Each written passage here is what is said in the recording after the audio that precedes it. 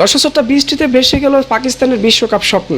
সর্বশেষ পাকিস্তানকে সবার আগে টি-20 দল থেকে বিদায় নিতে হবে বলে জানিয়েছে সমীকরণে। যুক্তরাষ্ট্রের মতো দলের কাছে পাকিস্তান হেরে শেষ পর্যন্ত বিশ্বকাপ থেকে তারা বিদায় নিল। দর্শক শ্রোতা, আয়ারল্যান্ডের সাথে আজকে যুক্তরাষ্ট্রের খেলা ছিল। সেখানে আয়ারল্যান্ড যুক্তরাষ্ট্রের খেলা যদি মাঠে গড়াতো, আয়ারল্যান্ড যদি যুক্তরাষ্ট্রকে হারাতো, তাহলে পাকিস্তান যদি আবার আয়ারল্যান্ডকে হারাতো, তাহলে পাকিস্তানকে সুপার 8-এ যাওয়ার সুযোগ থাকতো। কিন্তু না, যুক্তরাষ্ট্রের ঝুলিতে আগে দুটি ম্যাচ বিজয় ছিল। সেটা হচ্ছে পাকিস্তানকে অবিশ্বাস্য হার, অন্যদিকে কানাডাকে অবিশ্বাস্য হারের মাধ্যমে যুক্তরাষ্ট্র কিন্তু 4 পয়েন্ট তাদের পকেটে ভরেন।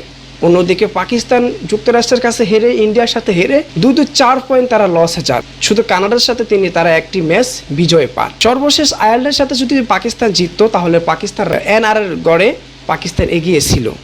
কিন্তু না, আয়ারল্যান্ডের ম্যাচ যখন মাঠে গড়ায়নি, বৃষ্টিতে যখন ম্যাচ পরিত্যক্ত হয়, দুই দলই পয়েন্ট ভাগাভাগি করে নেয়। ফলে পাকিস্তানকে অলিখিতভাবে বিদায় জানাতে হলো টি-20 বিশ্বকাপ থেকে। দর্শক শ্রোতা, যুক্তরাষ্ট্র দেখিয়ে দিল যে তারা কিভাবে খেলে বা ক্রিকেট কিভাবে খেলতে হয়। পাকিস্তান যেভাবে যুক্তরাষ্ট্রের সাথে হেলায় খেলায় খেলছিল, অবহেলা করে খেলছিল, সেটারই প্রতিদান এখন পাকিস্তানকে দিতে হচ্ছে। এবং ভারতের সাথে জিতা ম্যাচ হেরে যাওয়ায় সেটার ফল এখন তাদেরকে বিদায় নিতে হচ্ছে। দর্শক শ্রোতা, ইন্ডিয়া টানা 3 জয়ে পয়েন্ট টেবিলে তারা 6 নম্বর পজিশনে অবস্থান করছেন। ইউএসএ 2 জয় এবং পরিত্যক্ত ম্যাচ থেকে 1 পয়েন্ট পেয়ে 5 পয়েন্ট পেয়ে তারা সুপার 8-এ যান। অন্যদিকে পাকিস্তান 3 ম্যাচে 2 ম্যাচ লস করে 1 ম্যাচ জিতে 2 পয়েন্ট নিয়ে তাদেরকে বিশ্বকাপ থেকে বিদায় নিতে হবে। সর্বশেষ আয়ারল্যান্ডের সাথে তারা ম্যাচটি খেলে, সেখানে হারলেও না, জিতলেও নাই।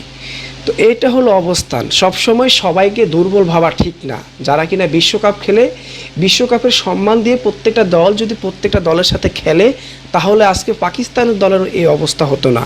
পাকিস্তানের মতো দল এরকম অবহেলিত হয়ে বিশ্বকাপ থেকে বিদায় নিত না। আপনারা দেখেছেন যে যুক্তরাষ্ট্র পাকিস্তান যে ম্যাচটি খেলেছে, পাকিস্তান একেবারে অবহেলিতভাবে যুক্তরাষ্ট্রের সাথে ম্যাচটি খেলেছেন। তারা 159 রানের স্কোয়ার গড়েন এবং সেটা তাড়া করতে নেমে যখন যুক্তরাষ্ট্র উড়াদুরা মার দিচ্ছেন, তাদের ফিল্ডিং মিস হচ্ছে, ক্যাচ মিস হচ্ছে, যার কারণে যুক্তরাষ্ট্র তাদের রানের খাতা বড় করে সর্বশেষ সুপার ওভারে তারা বিজয় নিয়ে পাকিস্তানের দলকে হারিয়ে সর্বশেষ তারা এখন সুপার 8-এ পৌঁছে যান। যুক্তরাষ্ট্র ইউএসএ মানে আইসিসি ছিল সহযোগী সদস্য দল, আর পাকিস্তান হচ্ছে আইসিসি পূর্ণ সদস্য দল, তাও আবার র্যাঙ্কিংয়ে 2 না 3-এ আছে। এ হলো বর্তমান অবস্থা। তাই কোনো কিছুকে অবহেলা করতে নেই। পাকিস্তান নিজেদের কারণে, নিজেদের লো ব্যাটারের কারণে তারা এভাবে দল থেকে বিদায় নিতে হচ্ছে।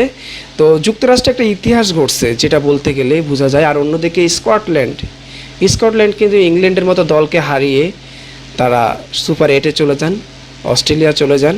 আর ইংল্যান্ডের মতো দল টি-20 বিশ্বকাপ থেকে বিদায় নিতে হচ্ছে। এটা হচ্ছে গোল বলের খেলা।